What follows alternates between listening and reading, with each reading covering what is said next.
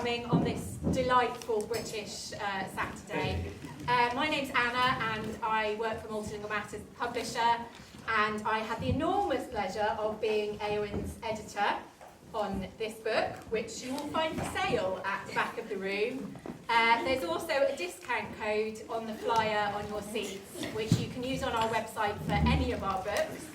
So if after this you're inspired to dig into the academic research behind all of this, that's where you will find that. So Eowyn was raised as a monolingual in Canada, but she discovered a passion for languages and linguistics, which has shaped her personal and professional lives. She's lived in 5 countries and learned bits of countless languages, but she speaks 2 fluently and 1 more reasonably well, whatever that means. She's worked as a language teacher and a teacher educator for many years, and through this came to work with multilingual families. She's developed her approach to family language planning over 15 years and through working with hundreds of families around the world. In addition to her work with families in schools, she was, until very recently, senior lecturer at Oxford Brookes University, and she works with international schools, organisations around the world, around Europe, around the world. She has 3 children who are all multilingual to varying degrees, and this is my favourite bit of this intro, a mostly monolingual husband who tries very hard. And I think that introduction gives you a kind of idea of Eowyn's approach to multilingual families, in that it's very grounded, very realistic, recognises individual personalities and individual family circumstances. So I thought we could start by talking about some common myths about bilingualism, bilingual families, bilingual children. So I get asked that all the time. It's my favourite question. One of the biggest myths is that children are sponges and they soak up languages. Have you heard it? Have you said it? Yes. No, we're not going to say it again. It is true that very young babies, like these very young babies in front of me, can acquire more than 1 language from birth within a multilingual context with relative ease and without showing kind of any symptoms of delay or finding it distressful at all. But that's really within the first 6 to 12 months of life. After that, even young children start to differentiate themselves into children who like languages, children who don't, children who are good at languages, children who feel they're not. And any of you who have older children, my oldest is now 21. I started working with families just after she was born, so I've been doing this for a long time. And she's wonderfully multilingual. If I'd had only her, I'd feel like I was absolutely qualified to write the book. And then I had twins, which I wouldn't recommend for any reason. Other than as a linguist, it's quite fascinating to track the development of children who have exactly the same linguistic exposure, but in the end, now at 17, are very different linguistic creatures. And so I think one of the things we do very commonly, which is a detriment to our children, is we underestimate how much they bring to their own journey of developing languages. When they're young, we don't see it because we're doing all the talking, but as soon as they start talking, they'll let us know, this is who I am linguistically, these are the languages I feel comfortable with, this is the one I'm not so comfortable with yet, and that's why I don't want to use it. And so we need to recognize that every child is individual, and that some will be more successful than others, and we can, as parents, to a certain extent influence that, absolutely, but ultimately the children are in charge of their own journey, through their teen years and into their 20s. So that's the big one, I think. The other one, can I talk about the other one? Yes. Earlier is better. That's another big one. And I just had a great conversation with one of the expecting couples in the back. We also have a sense that if we don't get all the languages in when they're very young, it's too late. And we've missed the boat, and that's also not true. It is true that simultaneous bilingualism, having 2 languages, yeah, look at you. She knows I'm talking about her. Having 2 or more languages from birth is absolutely the best way to do it. That is true. That is true. But we can successfully add languages and become fluent in languages later in life as well. There's nothing to say that we can't start a language at 42 and become a fluent speaker of that language. What we often feel is if we have an accent, we can't say that we're a fluent speaker. And so we presume that adults aren't as good at learning languages because adults tend to keep what we would call an accent. But accents are irrelevant. They mean nothing about proficiency. And so when we take that out, actually, we can learn languages successfully at any age. That's really interesting and quite counterintuitive, I think. It's the dominant discourse. Counter the tells me, narrative yeah. on the internet. for sure, Absolutely. both of those. Yes, yeah. So could you perhaps introduce this concept of language planning in families? Because I think maybe that's quite counterintuitive Does anybody as well. have a family language plan? Hey! Oh, that's a good audience. Normally I just get people looking down. You don't look at me. It's fine if you don't, because it's not really commonly spoken about. There's a kind of an understanding that if we just speak different languages, we just do that and everything will be fine. Why would we need a plan? And it's true. If you are, if you're a bilingual couple in Delhi, growing up, you want your children to grow up with English and Hindi and Telugu and Gujarati, that will happen naturally because all of those languages are in your environment. But if you're a Spanish-German bilingual couple living in Bristol, your Spanish-German-English community of practice is quite small. And so the smaller our community of practice, the smaller the number of people using the minority languages with our children, the more we need to think carefully about where do we want this language to go and how are we going to plan to get there. And so the planning is really about reflecting on where are we now, where do we want our tiny babies to be able to go when they're 18 years old, what skills do we want them to have, and how can we do our best to give them those languages throughout their childhood and teen years. It gets very difficult in their teen years, so that we've given them everything we can to take them forward to become, really functional multilinguals themselves. And so a family language plan is not fixed. This is exactly how we're going to do it. This is where we want to go. These are our goals. This is what we're doing now, given where we live and what our environment is. But knowing that if we move from Bristol to London, we might have other options for schools. We might have other options for childcare. If we move from Bristol to France, well, how does that change our language plan? In Bristol, we're all worried about maintaining French. In France, we start worrying about maintaining English. So it's about understanding what goes into the development of languages for children and knowing how to shift our patterns of use and our plan around it as we make changes in our life. Oh, interesting. So let's go back to basics. You're expecting a baby, or you've realised that you kind of assumed multilingualism would happen naturally within your household because you're a multilingual family. How do you go about introducing two languages? So it depends on what the two languages are. The UK is a very difficult place to raise multilingual children. I'm going to be honest about it. My kids were raised in the Netherlands for their first 11 years. Very, very different environment, different school options, different kind of attitude around languages.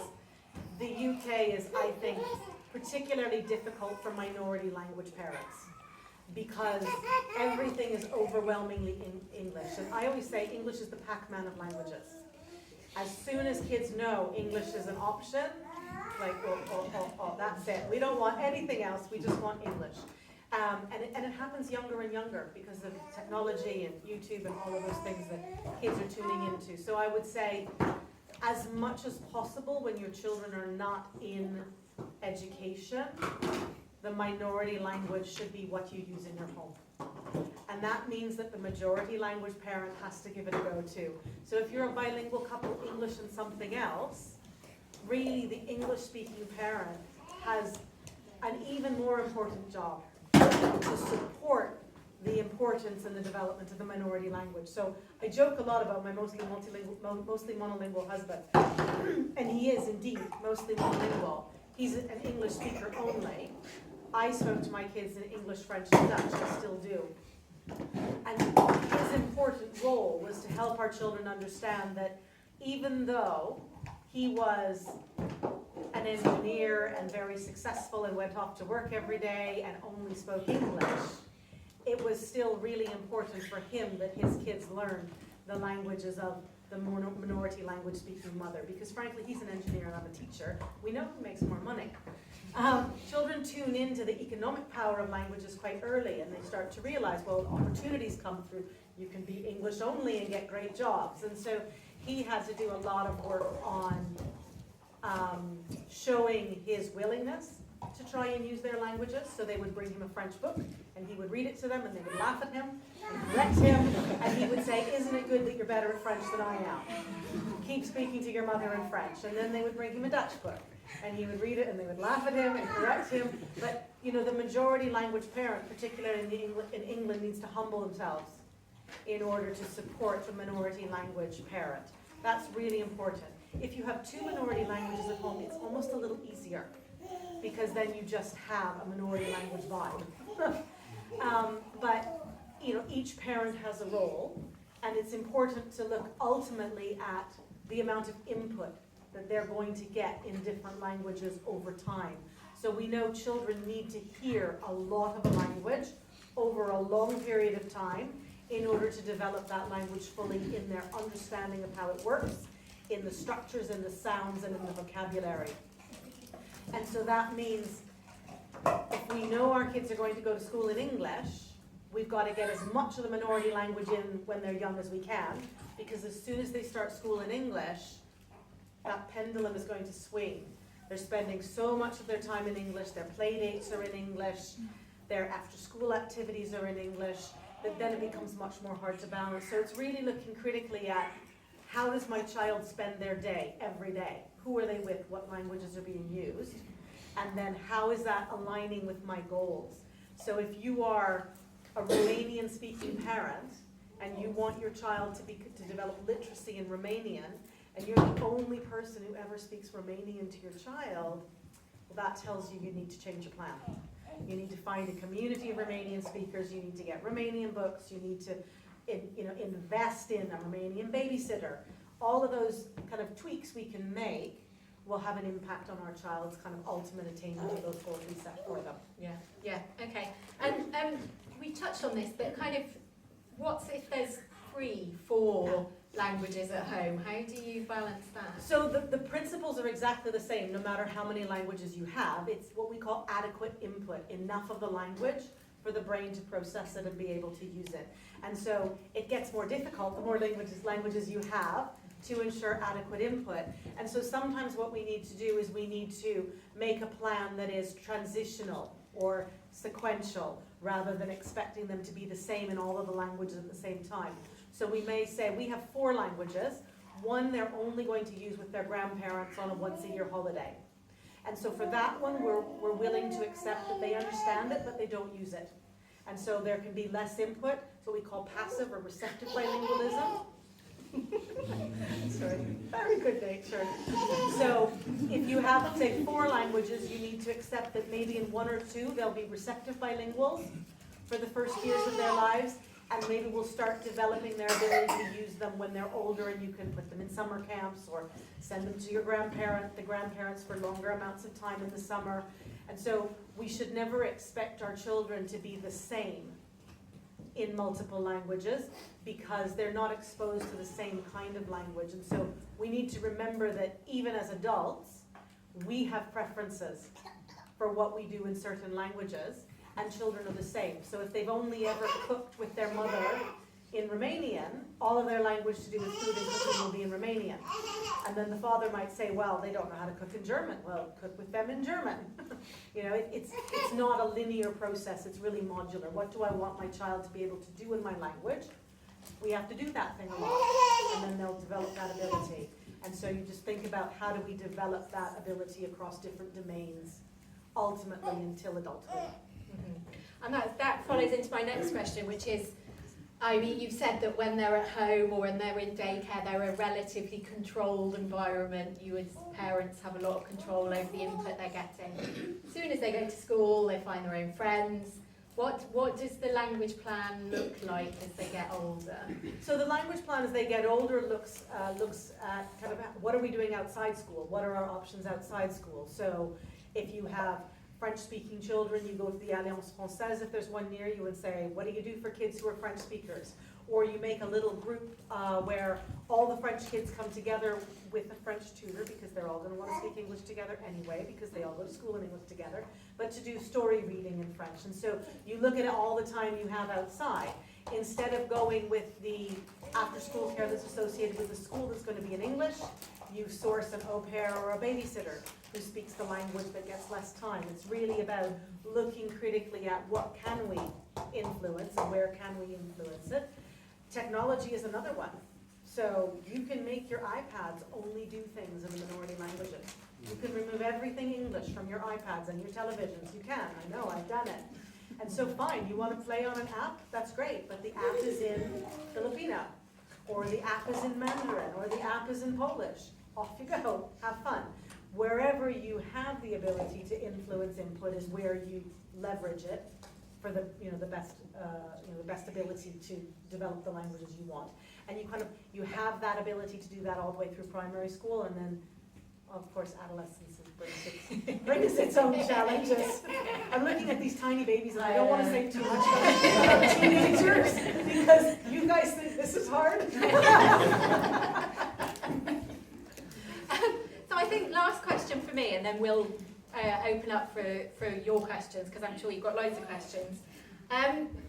We talked about success, and I know a lot of the work we do is based on children in schools using multiple languages, and there's this idea that if they can't do maths in, Sylheti, then they can't speak Sylheti, like they're not a bilingual, they've failed. How do you measure success in language learning, multilingual families? Can you do what you need to do? That's the bottom line. And I think we have all kinds of really high-level ways of defining bilingualism that are really, really inaccurate. The one I use in my work, and I know it off by heart because I use it so much, bilingualism is the ability to understand and use 2 or more languages in certain contexts and for certain purposes. That's it. How many of you can do that? Yeah. It really takes the pressure off to feel like if I can't do everything in a language, I can't claim it. It's about, so when I lived in the Netherlands, I moved to the Netherlands, I didn't speak any Dutch at all. What's the first thing I learned to do in Dutch? Feed people. Grocery store Dutch and restaurant Dutch. What's the second thing I learned to do in Dutch? Call the gas board and tell them I think I had a gas leak. Is that normally the second thing you learn to do in a new language? Not really, but I needed to do it. That was my context and that was my purpose, and so I can do that. I'm sure that there are English people living in the Netherlands who still can't do that in Dutch because they've never needed to. We only learn language in a context in which we hear it and a purpose for which we need it. And so if you want your children to be able to play with their families, play games with their families in your languages, get games in those languages and play them. If you want your children to be able to do math in your language, you're going to have to do math with them in your language. Doing math in English will help them learn how to do math, but it's not going to help them do math in Sylheti. Yeah. But that doesn't mean they don't speak the language, it just means they don't have that context and purpose. And so when I have visuals, I always show it like building Lego. You guys have young children, you're all getting into your Lego years. It's like, I need to learn to do this in my language, so I build that block. And then I need to learn to do this. And if Anna and I were to start learning a new language at the same time, we would have different Lego structures at the end because we would need to do different things. And so there is no absolute measure of bilingualism because what are we measuring? So we measure against the Common European Framework of Reference. I am a B2. A B2 for what? A B2 for going to the grocery store, a B2 for being an engineer. Those are really different. And so it's really about thinking about what do we want our children to be able to do in our languages. That is our family language plan. Yeah, that's the heart of it. Yeah.